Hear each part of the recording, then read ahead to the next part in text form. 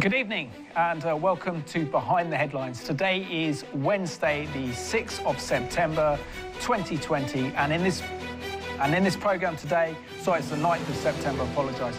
In this programme today, we will be discussing the incredible events that took place 19 years ago this week, actually on Friday, where the world was shocked and stunned as two planes went into what is or was the World Trade Center and also the Pentagon.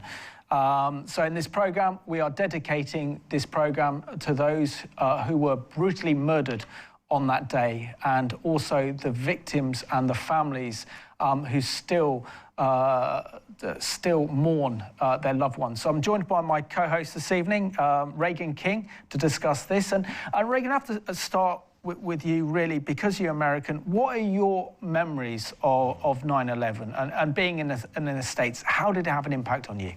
I was still a child at the time. I was living in the state of Arkansas. I remember my dad had just returned from Russia, where he had been teaching and training some pastors and leaders. He was sleeping in a bit, getting over the jet lag, gets a call from the secretary at the church and says, you need to turn on the TV. We never turned on the TV in the mornings, and so knew something big must have happened. We look and we see one tower in New York has been hit. This was all kind of new to me. What's going on here? I'd never really witnessed anything like a terror attack in a way that I could remember, that was really ingrained in my mind. But at the time, we weren't even certain it was a terror attack. We thought maybe there was something wrong with the plane. There were still a lot of questions as we're watching the second tower is hit. At that point, all question is removed. This is a direct attack on the United States of America. We then hear news of two other planes that have been hijacked. One would eventually crash in a field. United 93 was the flight, brought down by very brave passengers who were able to take back control of the plane, but were unable to land it. And so that was tragic. The Pentagon, as well, as we were talking a bit ago, just catastrophic loss of life. You're seeing it played out. Some of the videos from the day, they weren't censoring, they weren't holding back. We saw people jump out of windows.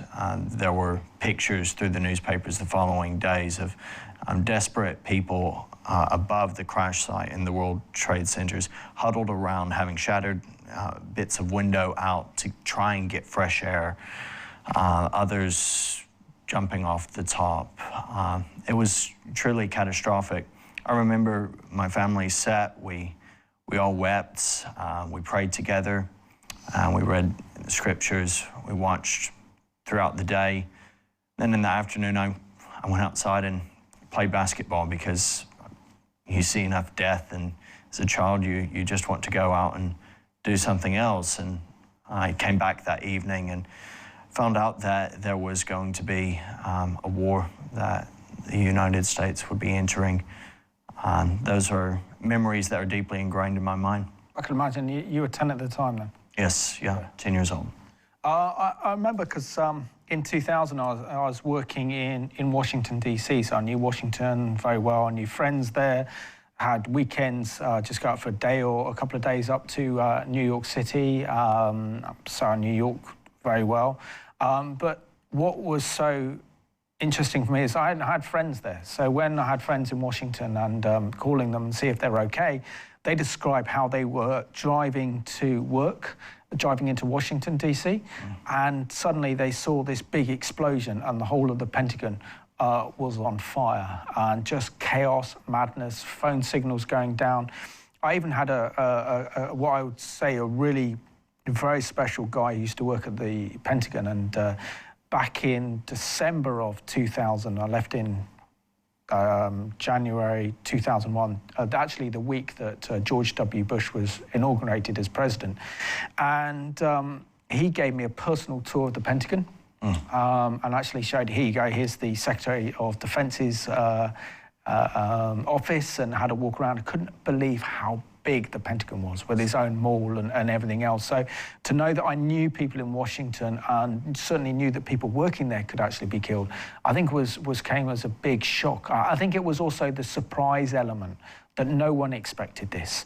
And then suddenly seeing everything being filmed in real time, being covered by TV networks, was incredible. So let's have a look now at this excellent video produced by Prager University that tells us what happened on that fateful day on September the 11th, 2001.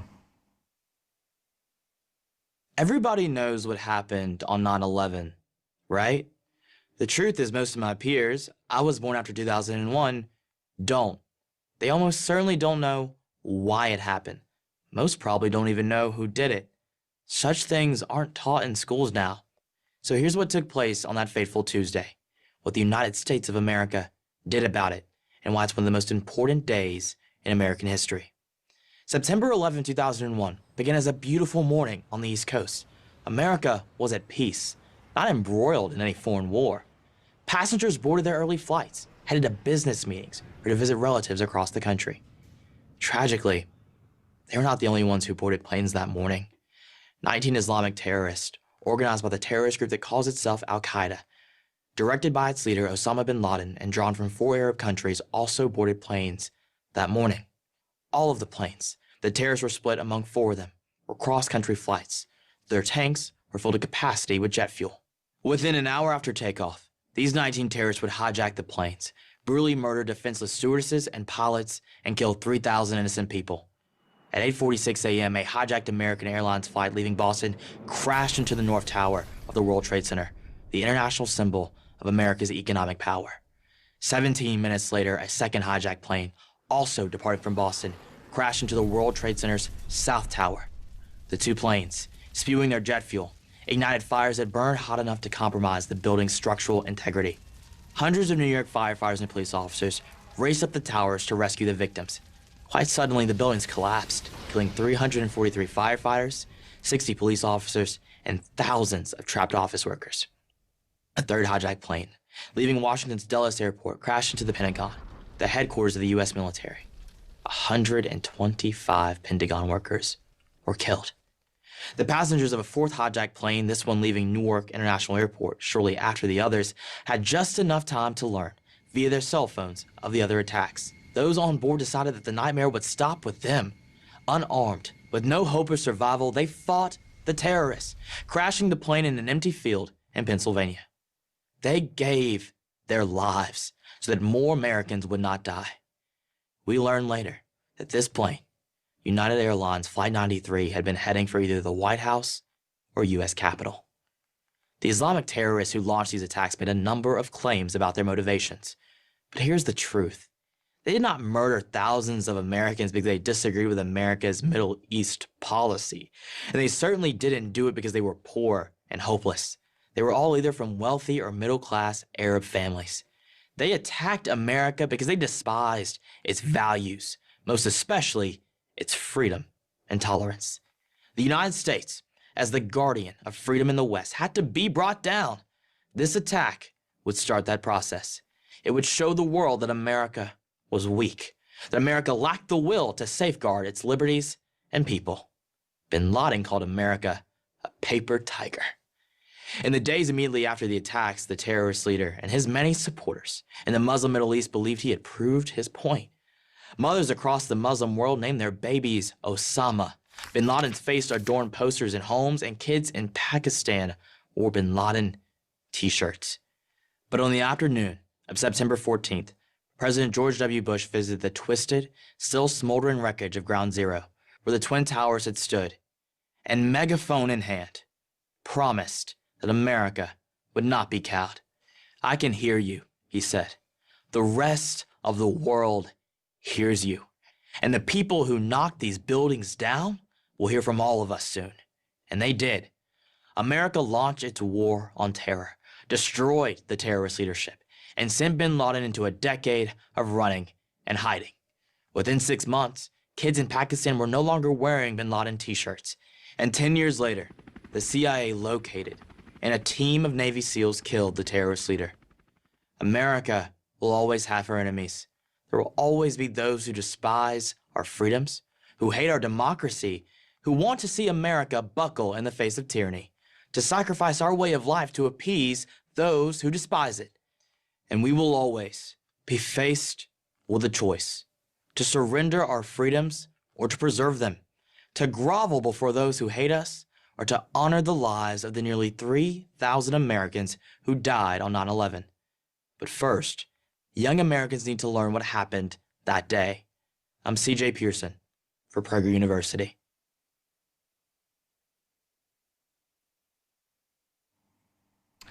And it's extraordinary to think that 19 years has passed since those very dramatic events that occurred in New York City and Washington, D.C., as the world woke up to the Islamist terror threat, and particularly carried out by Al-Qaeda and their supporters. Any responses in terms of emails on this program, Regan? John Boyle says, for all the controversy that surrounds this horrific event, there is no doubt the world changed forever that day, setting in motion so much of what we're living with today. And really, I think that as this is an interactive program, most of the viewers will have memories of where they were, what their experience of that day was. So viewers, this is interactive. Please text or email your memories of 9/11, and also picking up on what John has said there, that there's a setting in motion of so much of where we are today. Think through how you believe 9/11 has impacted us even to this day.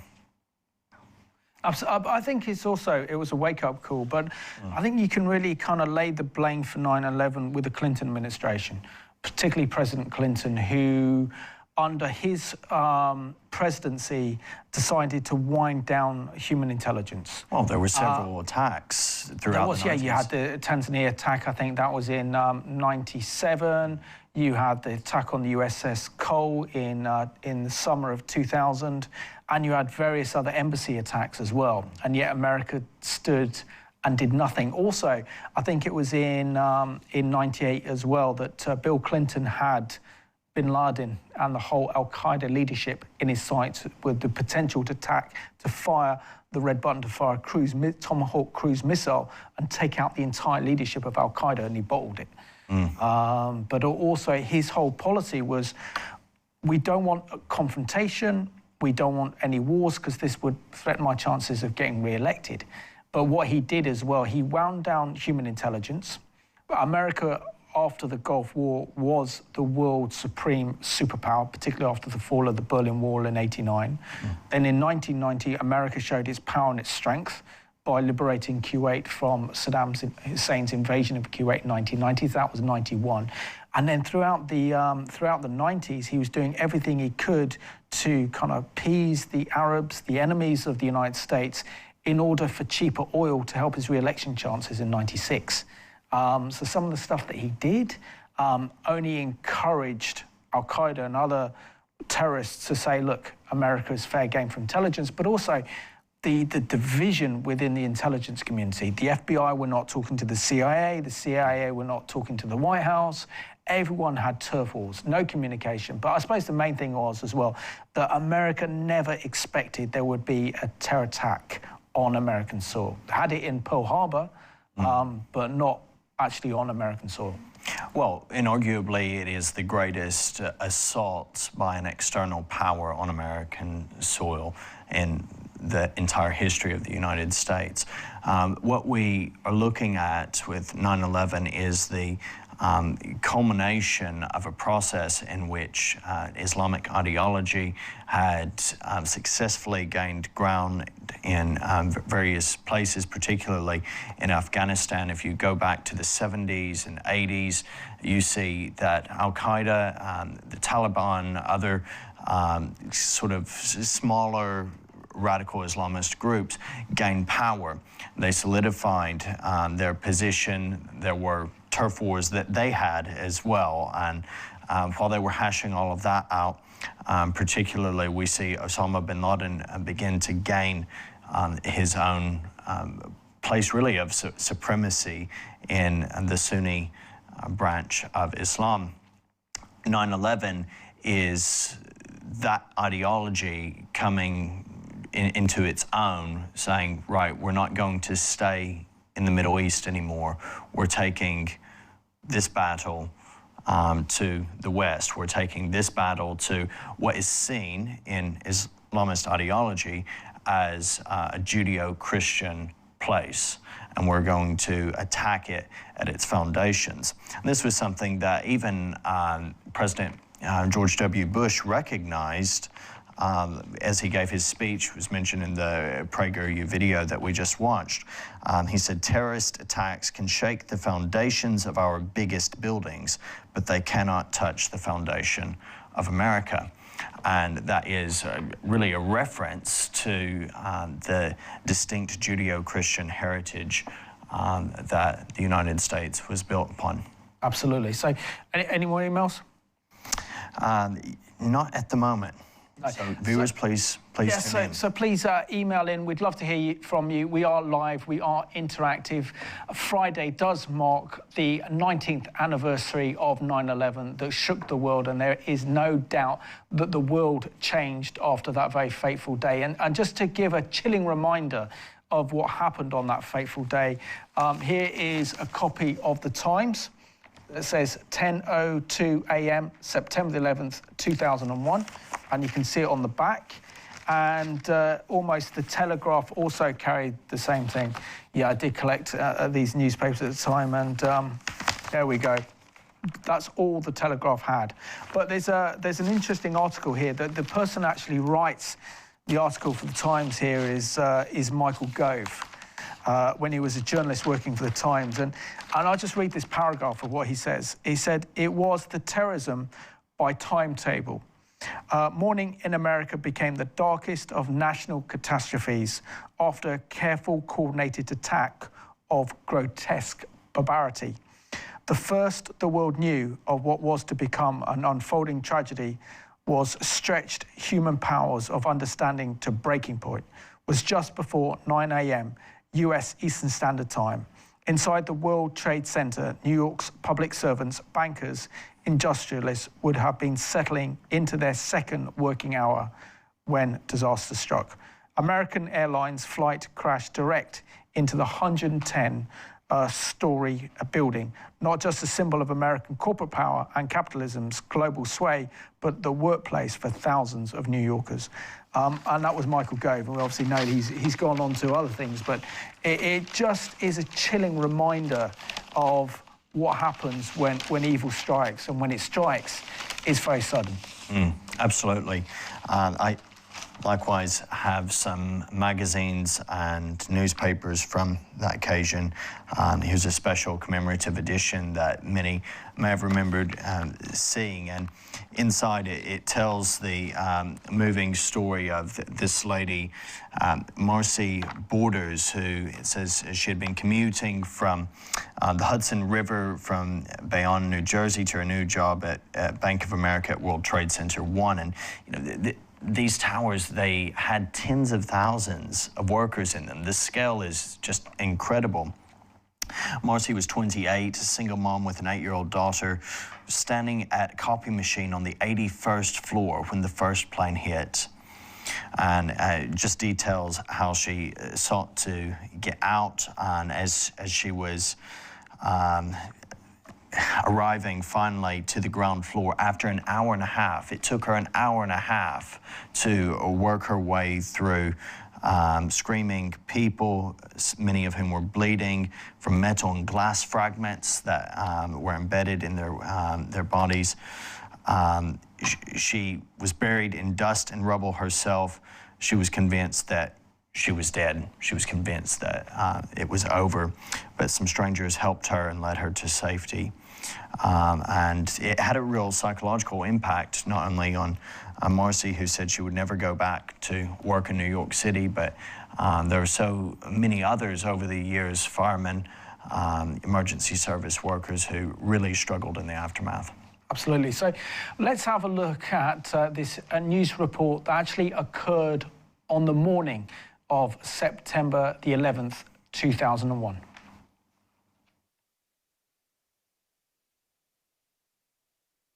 Okay, I have got to interrupt you right now. Sorry. Richard Hack, thank you very much. We appreciate the book is called Hughes. We want to go live right now and show you a picture of the World Trade Center where I understand, do we have it?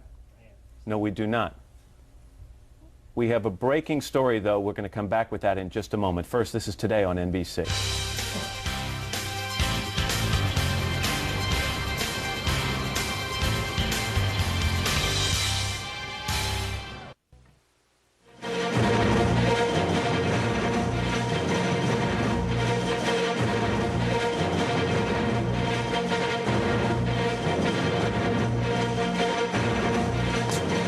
It's 8:52 here in New York. I'm Bryant Gumbel. We understand that there has been a plane crash on the southern tip of Manhattan. You're looking at the World Trade Center. We understand that a plane has crashed into the World Trade Center. We don't know anything more than that. We don't know if it was a commercial aircraft. Now, by the entire ABC network. Good Morning America was in progress in the East Coast and the Midwest, but we're joined by the entire network just to show you some pictures at the foot of New York City. This is at the World Trade Center. Obviously a major fire there, and there has been some sort of explosion. We don't fully know the details. There is one report, as of yet unconfirmed, that a plane has hit the World Trade Center, and you can see that there is smoke there coming out of at least two sides of the building. And we do have some breaking news that we want to bring you around, and we're going to go to a picture, a live picture from New York City. Apparently a plane has crashed into the World Trade Center in New York. 8:52. We have limited information at this point. We don't know about injuries in the building or people on the ground, but obviously this has potential for being a major disaster here. Look at that. As Matt just mentioned, we have a breaking news story to tell you about. Apparently, a plane has just crashed into the World Trade Center here in New York City. It happened just a few moments ago, apparently. We have very little information available. We have, I understand, an eyewitness on the phone right now. Sir, what's your name? Yeah, my name is Stuart. Stuart, where are you right now? I'm working at a restaurant in Soho. All right, so tell us what you saw, if you would.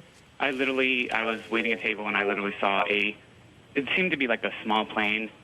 I just heard a couple noises. It looked like it bounced off the building, and then I just saw a huge ball of fire on top. And then the smoke seemed to simmer down, and it just, a lot of smoke was coming out, and that's pretty much the extent of what I saw. A private aircraft? I'm not sure. I'm about 4 or 5 blocks just north of the World Trade Center. And at about 10 minutes ago, 15 minutes ago, there was a loud sound that I can only describe as it sounded like a missile, not an airplane. Then there was a loud explosion and immediately lots of screaming out on the streets. And I don't want to cause any speculation, but that's the only way I could describe the sound. And it was definitely not the sound of a prop plane or anything like that. And am I right? Are you a pilot? Well, I have flown. I do not have a pilot's license. But I grew up on military bases, and I know the sound of jets, and I've been in war zones and heard those kinds of different sounds. So, again, not to cause any kind of undue speculation, but the sound itself was not of a prop plane. It was perhaps a jet, but it could have been a missile as well. Right, and as you pointed out in the closer shot, you could see the flames there. Can we listen in to see what this woman is saying here for a second? Inside. It was inside. Because it looked out, everything was coming out. All the windows were coming out, all the papers were What is on the sidewalk? I didn't see anything. Was there any people hurt, do you know? Ran, and everyone in the path train just ran. I don't know if anyone was hurt, but I assume they were because the windows were all blown out. All right, thank you. Ollie, you would have to assume a very, very terrible situation if that indeed is the case, because I'm sure there were people... So you have no idea right now? There's another one. Another plane just hit. Right, oh my God, another plane has just hit. It hit another building, flew right into the middle of it. Explosion. My God, it's right in the middle of the building. This one into the East Tower? Yes, right in the middle of the building.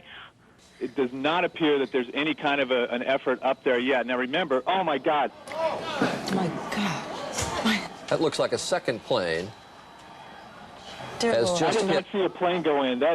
that just exploded. We just saw another plane coming in from the side. You did. That was out of Yes, and that's the second explosion. You could see the plane. Jim Friedel in Hoboken said it appeared to bank sharply and smash directly, perhaps purposefully, into, oh my goodness. Oh, God. There's another one. Oh my goodness, there's another one. This seems to be on purpose. Oh my goodness, now it's obvious, I think, that there's a second plane just crashed into the World Trade Center. I think we have a terrorist act. I mean, do you know if there were many people in the building? Oh, another one just hit. Something else just hit. A very large plane just flew directly over my building, and there's been another collision. Can you see it? I can see it on the shot. Oh my. Something else has You know what? and We that just looks saw more a like plane circling the building. It is in the other building. We just saw a plane circling the building a second ago on the shot right before I that. think there may have been another impact. Can you tell? I just heard another very loud bang and a very large plane that might have been a DC. This is an ABC News special report.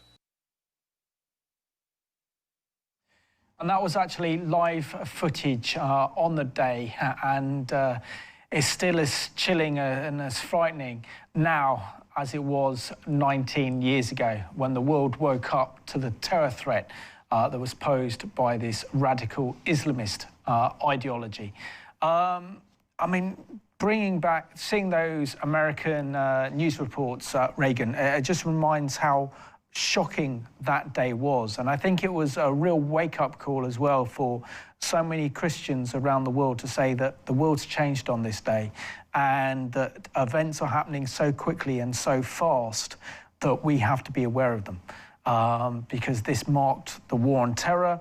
This then followed by the American attack on al-Qaeda in Afghanistan, followed by the removal of Saddam Hussein in Iraq, and of course then retaliation, and then, you know, what we've seen is this global surge in Islamism, and then this culminated in the rise of the Islamic State, not forgetting that the Iranians have been carrying out terrorist attacks and supporting different terror networks ever since they came to power, the Islamic Revolution of '79. My understanding of 9/11 is that the only way that would have actually happened would have been with state intelligence. So there would have been allies of al-Qaeda that would have helped. And this is a book I bought in 2003 called The High Cost of Peace by Yosef Bodansky, and writes here, author of the New York Times bestseller, Bin Laden, the Man Who Declared War on America.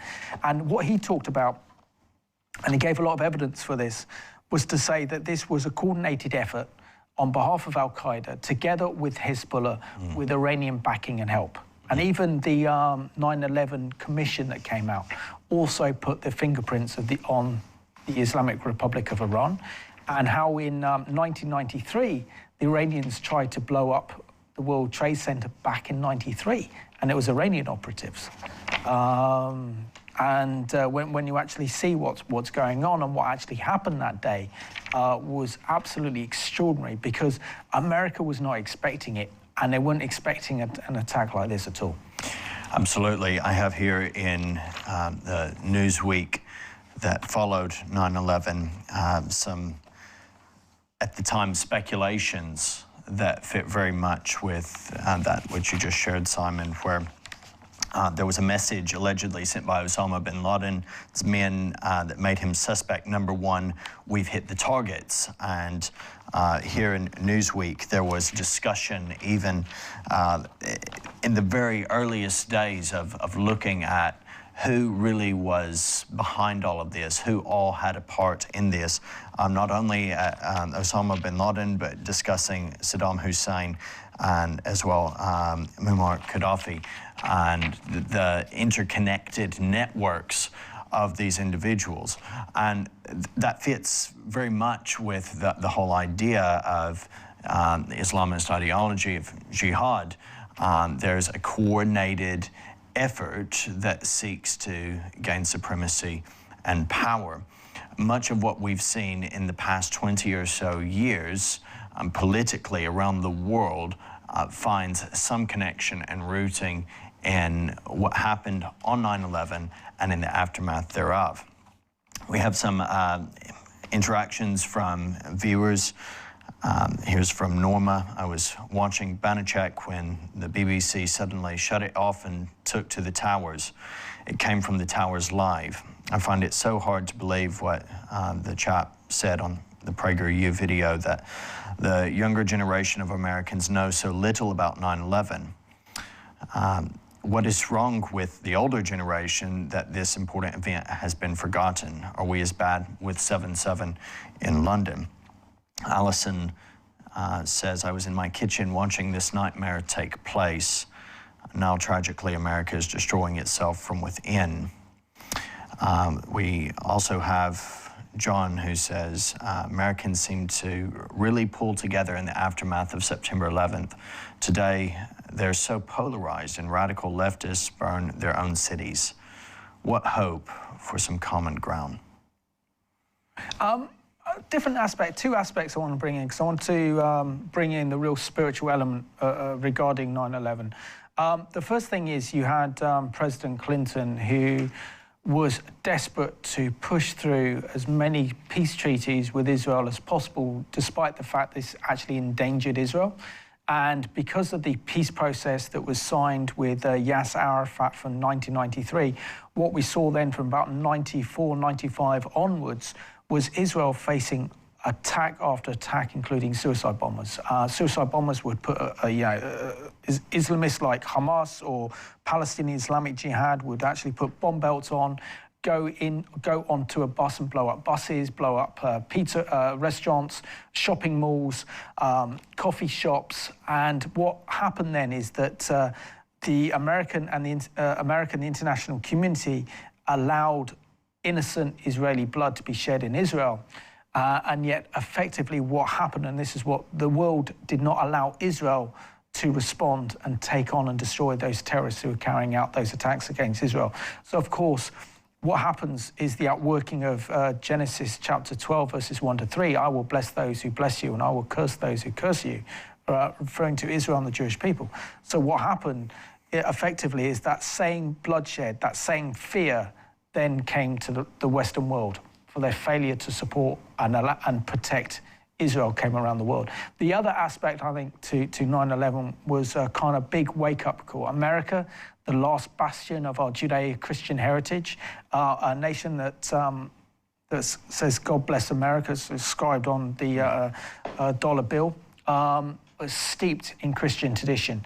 And yet what we saw was America going so much spiritually, so much away from the Lord. It was a kind of wake-up call to bring Christians back. And the sad thing is that so many New Yorkers, so many Americans ended up going into the churches, wanting to find an answer for what was happening in these events and finding nothing. Because so many churches weren't actually preaching from the book of Revelation, weren't actually saying what we should expect in the end times. And so therefore those people who were hungry for a strong, powerful, prophetic message didn't get one. We have some quotes. I have a magazine here that was produced by a group in my home state of Arkansas, the Arkansas Baptist News magazine, and it's actually filled with some articles that convey the hope that we have in evil times. And I noticed as I was on the train here, my uncle had some words on the back. He says, "This is a moment of extraordinary tension for our country. We simply need to turn to our Creator. At times like these, we are reminded of human frailty and the evil of the world. If our faith means anything, it must stand as a beacon amidst this spirit of darkness. We serve a perfect God. We serve a risen Savior. Our faith will sustain us even in times like these." And as we go through exactly what you were saying, these trials, these turbulent times where so many questions are being asked, even today, we can look back at 9/11, but we see a world in chaos, even as many of our viewers have noted in the United States. There's chaos. It looks as though it's tearing itself apart from within. One asks, is there any hope for common ground? I would say the only common ground that will bring healing, the only common ground that we can find is found in the universal message of the gospel, which is of Jesus Christ. We proclaim Jesus Christ, who lived, who died, who was buried, who was resurrected. And we believe very practically that it is that faith in Christ that enables us to love God and to love our neighbor. The more and more we rebel against our Creator, the more and more we go away from Christ, the more and more polarized we will be. Absolutely. Absolutely. But it's also, I think, a very stark reminder that when evil happens, it happens quickly. And it was the magnitude and the speed of events that I think shocked people. Suddenly we have a bright, sunny morning on September the 11th, 2001, and then all of a sudden disaster comes, which is very much, as it says biblically, that while they're crying peace and safety, then suddenly disaster comes upon them. And this is the times in which we're living in. And we've seen also with the COVID-19 crisis, in particular, how quickly events can move so fast that our freedoms are being curtailed. We are told we need to go into lockdown and shut down and stay in our homes for weeks. It just shows you how quickly situations can change. Here we have an email from Michael. Hi, Simon, and Behind the Headlines. Great program you produce that's informative and with good insight. I recall the events of 9/11 well, as do most of us, and the enormity of what happened can never be justifiably underplayed. However, at the present time, I regard the dangers to America and the West generally is far greater than ever it was in 2001. Such an event will draw people into strong support of the USA nation. Now, we are all divided and falling away rapidly from the Judeo-Christian ethic like a massive waterfall. The Islamists could never do the damage through such activity that we are doing to ourselves through total moral corruption that has progressed rapidly through our Western civilization. I'm therefore far more concerned now than ever I was in 2001. Shalom and blessings. And Mike, I think that a lot of what you say there is spot on. We do see that this was a tragic incident. It's right that we remember it. It's right that we recognize the dangerous ideology behind it. Yeah, lest it come across that we're pointing fingers and saying, well, that's ideology that's most threatening us. Certainly, Simon, we do have to deal with this encroaching secularization of our society where we have en masse departure from Judeo-Christian values, even among professing Christians, where these are just thrown out the window. We don't have to care. We don't have to worry about what the Bible says. There's no preaching with authority, and in many cases, there are people who aren't being discipled. A lot is about business, and sort of the church in some environments has become commercialized. And where exactly do we stand if those people who call themselves by God's name are not humble and not crying out to the Lord in the proper way? Absolutely, but also I think you have to address the way that nation stands as well, that God has a plan for individuals, he has plans for churches, but he also has plans and purposes for nations. And that God raises up nations to take on a particular responsibility. And as I see it, looking through history, the Lord has really used three nations very, very powerfully, and they've been nation of Israel, of course, these islands, Great Britain, and also the United States, in terms of spreading the gospel around the world, but also coming against tyranny. And our nations, we only did a program in the summer remembering the 80th anniversary of the Battle of Britain and the 75th anniversary of V-Day and VJ Day. And it's a reminder how God has entwined both Britain and the United States to actually protect the world from tyranny. And to come to defense of liberty. And this is, I think, something that Christians really need to grasp hold of, is that each generation have actually fought to preserve the freedoms that we have. So it's up to each generation to pass that freedom and liberty that we all love and we enjoy and we cherish to the next generation. They have to be the guardians of that freedom. And if that freedom's lost, then the devastation that would cause will be unbearable and unrecognizable, because what happens is you allow authoritarian regimes, you allow evil to take root in society and in nations. And then this precious word that we have called the Word of God, our ability to go to churches, our ability to pray, our Christian freedoms become seriously under threat. And that is, I think, one of the big lessons from 9/11 that we can actually learn, is that you protect our Christian freedoms as much as we possibly can, and that each generation has a moral responsibility to ensure that that freedom is passed on to the next generation, because it didn't come overnight. You know, you had the likes of Tyndale, who actually was burnt at the cross, was actually burnt on fire because he translated the Word of God from Latin into English that every common man could actually read. These people paid a huge sacrifice for the freedoms we have today, not forgetting that incredible generation during the Second World War who took on the Nazis. So that's why it's imperative, when we see a new ideology, as we saw really in the 90s, but really emerge in the late 70s with the rise of the Islamic Republic of Iran, of Islamic terrorism. That is the threat that the West faced, and had to deal with it and confront it. Throughout the scriptures, we see a tradition of speaking truth to power. And this is something that really resonates. Sometimes I hear people say, well, we shouldn't be involved in politics, or we shouldn't really be involved in government, or we shouldn't be addressing those issues. Sometimes people say, just preach the gospel, don't worry about those matters of justice or whatever, God will work. And yes, God is sovereign, but you and I are responsible.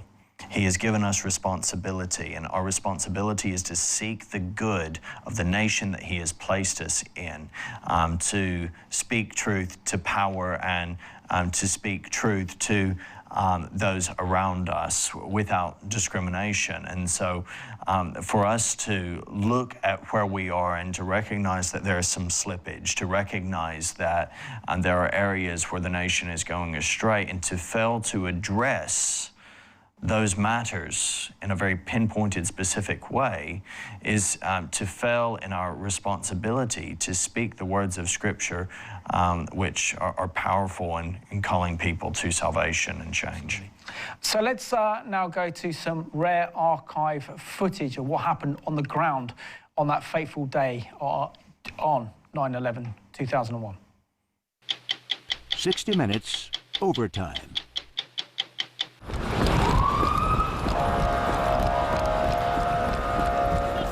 Bro, get out! I was actually in the shower, and my cell phone and the landline were both ringing at the same time, which nobody ever calls us on a landline. So I answer the phone, and it's the national desk, and everybody thought it was just a plane crashed into a building in Lower Manhattan. So we jump in the news car and we go down, and then we realize what's going on.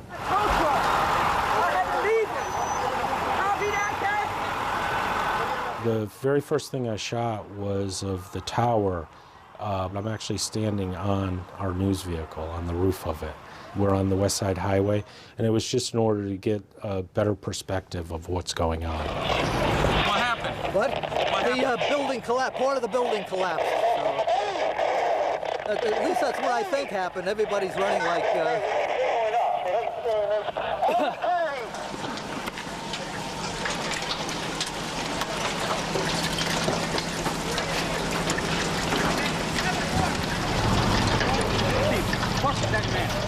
There was so much dust and the street signs were hard to see that it never really dawned on me that one tower already came down.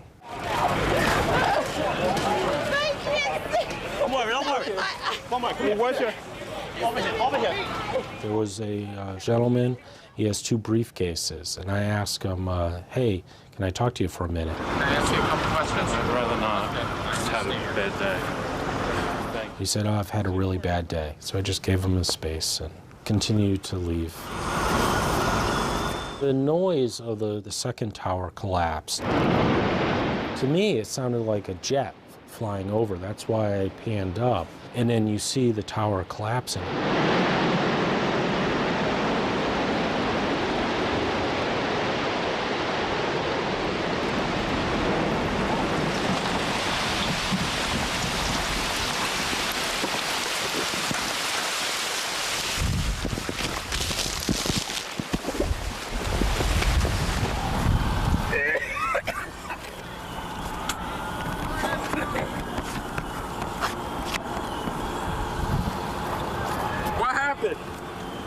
It collapsed.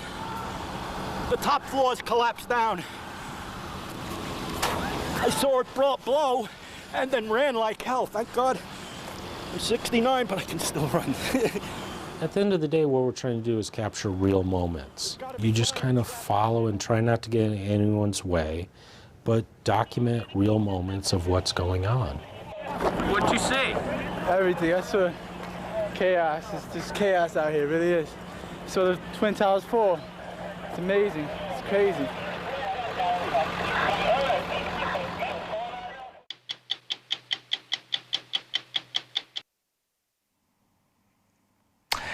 Imagine what it would have been like to actually be at ground zero when those towers went down, to be one of those workers working in the Twin Towers that managed to miraculously escape death and destruction, or to be one of those firemen who actually ran into the Twin Towers to get out as many people as you can, or the police officers going through into those Twin Towers knowing that it was on fire. I mean, that shows incredible bravery and incredible courage.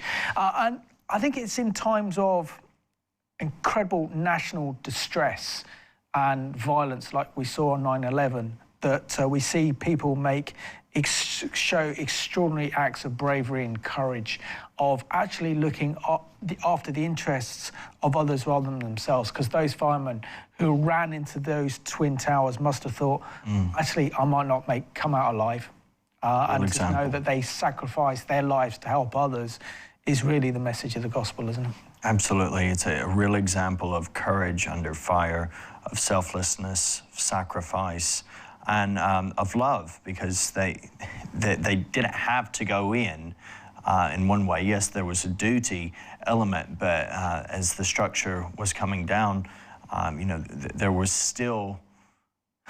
people who could have probably saved themselves, and yet they chose to try and rescue as many as possible. And I encourage viewers, if you can find some archive footage, even today as I was just looking through some of these old magazines, some incredible stories of bravery that really exemplify and illustrate the gospel. Also, I remember reading a report as well, Regan, that President Bush himself actually prayed all night, crying out to God, please, may there never, ever be another terrorist attack during my presidency. And he was really, by all accounts, really seeking the Lord after 9/11, because it really kind of shook him up as well. You can read his memoirs, I believe it's called Decision Points, that George W. Bush released a few years ago now, and he walks through particularly some critical junctures around the time of 9/11 and how faith was crucial to him, and how his faith in Christ was critical in the decisions that he had to make, difficult though they were. Absolutely. So in 30 seconds, Regan, how important is it that we remember 9/11, but also keep those loved ones who lost loved ones and the family members who are still alive in our thoughts and in our prayers at this very difficult time as America remembers the worst ever terrorist attack on its soil? Well, definitely the need for prayer is still there. There are people who will forever remember and forever be scarred to some degree by the memory of the loss that's there. Pray that God's peace and comfort would be on them. Regan, I just want to thank you so much for joining me on Behind the Headlines, and I want to thank you for watching tonight's programme. I think it's imperative that we do keep the families of those 3,000 men and women who lost their lives during those attacks 19 years ago. And it's important that we stand up to evil and tyranny and understand that God is not only our saviour, but he's someone that we can call upon in times of trouble. So I want to thank you for watching Behind Headlines. Good evening. Today, our fellow citizens, our way of life, our very freedom came under attack in a series of deliberate and deadly terrorist acts. The victims were in airplanes or in their offices. Secretaries, businessmen and women, military and federal workers, moms and dads, friends and neighbors. Thousands of lives were suddenly ended by evil, despicable acts of terror. The pictures of airplanes flying into buildings, fires burning, huge structures collapsing, have filled us with disbelief, terrible sadness, and a quiet, unyielding anger. These acts of mass murder were intended to frighten our nation into chaos and retreat. But they have failed. Our country is strong. A great people has been moved to defend a great nation. Terrorist attacks can shake the foundations of our biggest buildings, but they cannot touch the foundation of America. These acts shatter steel, but they cannot dent the steel of American resolve. America was targeted for attack because we're the brightest beacon for freedom and opportunity in the world, and no one will keep that light from shining. Today, our nation saw evil, the very worst of human nature, and we responded with the best of America, with the daring of our rescue workers, with the caring for strangers and neighbors who came to give blood and help in any way they could. Immediately following the first attack, I implemented our government's emergency response plans. Our military is powerful, and it's prepared. Our emergency teams are working in New York City and Washington, D.C. to help with local rescue efforts. Our first priority is to get help to those who have been injured and to take every precaution to protect our citizens at home and around the world from further attacks. The functions of our government continue without interruption. Federal agencies in Washington, which had to be evacuated today, are reopening for essential personnel tonight and will be open for business tomorrow. Our financial institutions remain strong, and the American economy will be open for business as well. The search is underway for those who are behind these evil acts. I've directed the full resources of our intelligence and law enforcement communities to find those responsible and to bring them to justice. We will make no distinction between the terrorists who committed these acts and those who harbor them. I appreciate so very much the members of Congress who have joined me in strongly condemning these attacks. And on behalf of the American people, I thank the many world leaders who have called to offer their condolences and assistance. America and our friends and allies join with all those who want peace and security in the world, and we stand together to win the war against terrorism. Tonight, I ask for your prayers for all those who grieve, for the children whose worlds have been shattered, for all whose sense of safety and security has been threatened. And I pray they will be comforted by a power greater than any of us, spoken through the ages in Psalm 23. Even though I walk through the valley of the shadow of death, I fear no evil, for you are with me. This is a day when all Americans from every walk of life unite in our resolve for justice and peace. America has stood down enemies before, and we will do so this time. None of us will ever forget this day, yet we go forward to defend freedom and all that is good and just in our world. Thank you. Good night, and God bless America.